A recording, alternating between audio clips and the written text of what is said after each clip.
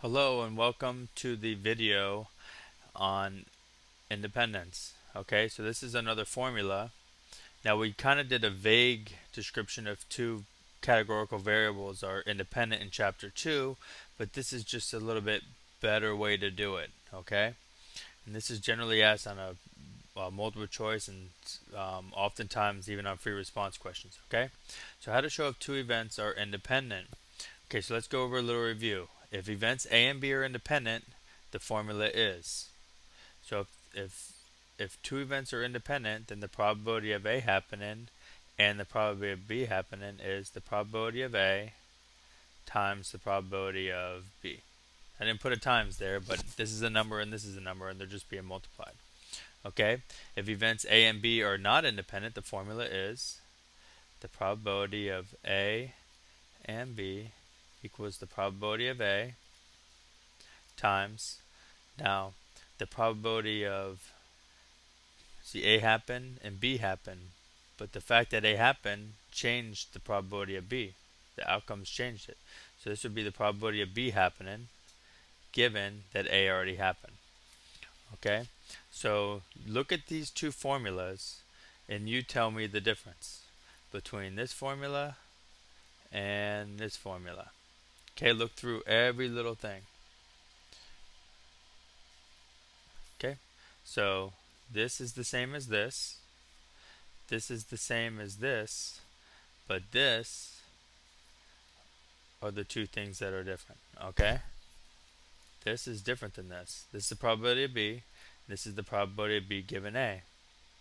So if they're independent, okay, so let's get rid of this. If I get rid of this, what would change? This would turn into the probability of B. Okay, so let's think about that. Okay, it doesn't really matter how you write it, but let's say with the probability of B happening given A happened equals the probability of B happening. Okay, so this is how we show two events are independent. This is probably the best way to do it. Now here's the logical. This is the probability that B happens given A happens. Given A happens equals the probability of B. So what does that actually mean? That means that A had no bearing, A had no effect on the probability of B because A happened, but look at A happened, but it didn't change the probability of B. Okay? So I could write it any way you want. The probability of A given B happening equals the probability of A happening. Okay? Because in this case, whatever B happened, B actually happened. This happened. Okay? Well, we took this in account. We took these people in account, but taking these people account didn't affect this probability because it's the same. Okay? So if you're not really getting what I'm saying now, then let me just do like a quick example. Let's say the probability of A equals 0.5 and the probability of A given B is 0.05. Okay, so that means A and B are independent because we took B into account. This was conditional. So we asked all the B's, okay, if they had any A outcomes in common. Okay, and it just so happened that it was the same as A. So I got an example here that we could do, and this will be a nice review, and it'll be a start from start to stop. So, are you more likely to be searched by a TSA officer at an airport if you carry a briefcase? If you walk on with a briefcase, okay. Here's all your events. Take a second to look at them. S means you got searched. B means you had a briefcase. S complement means you didn't get searched, and B complement is you didn't have a briefcase. So I'm going to fill in the contingency table because the question is well, that's the question right there. Are you more likely to be screened? So that's saying, um, Okay, that's saying is, are your chances of being searched going to increase if you walk in with a briefcase? So that means are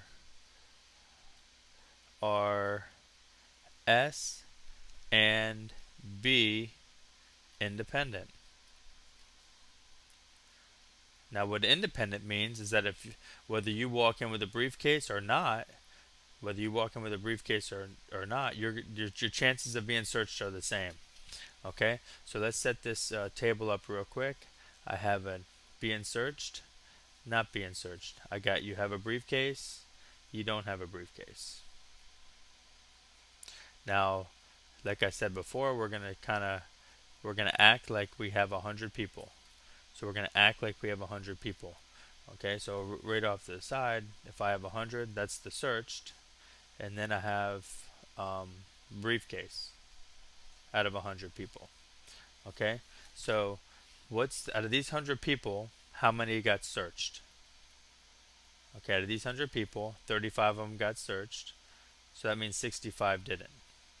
So here's searched. So let me just make sure we got this. Here, these numbers go on the sides here. This is the total. The number searched is 35. The number that didn't get searched is 65. Okay, so we could do the same thing with briefcase. Out of these 100 people, I'm looking for here and here, the third one on this column, the totals. So out of 100 people, 20 of them walked in with a briefcase, and 80 of them didn't have a briefcase. So this is briefcase, the total was 20. This is 80 of them didn't. Okay, so they have to give you this to fill the table out. They have to give you at least one of these. If they give you at least one of these all the way around, you can fill the rest of them out. So how many people had searched and had a briefcase? Okay, so out of these 100 people, 10 of them had got searched and they had a briefcase. Okay, so that's a 10. So 10 plus what here gives you 20, so that's another 10. 10 plus what gives you 35? That would be 25. And 10 plus what gives you 65? That would be 55. Okay, so if you notice, 10 plus 10 is 20. 25 plus 55 is 80. All these add up, everything's good. So this is what you have to ask yourself. You could pick any of these to check for independence. You could check for any of them. Okay, but I'm going to do the one that makes sense. The probability that you get searched given you came with a briefcase equals the probability that you get searched. Okay, so if these two are equal, if this is true, then being searched and having a briefcase are independent. The briefcase didn't have any effect on you being searched. Okay, because if this is the same as this, that must mean that this didn't matter. This didn't matter. Okay, but if they're not equal to each other, so if the probability of S given B is not equal to the probability of being searched, then they are independent. I'm sorry, then they're not independent.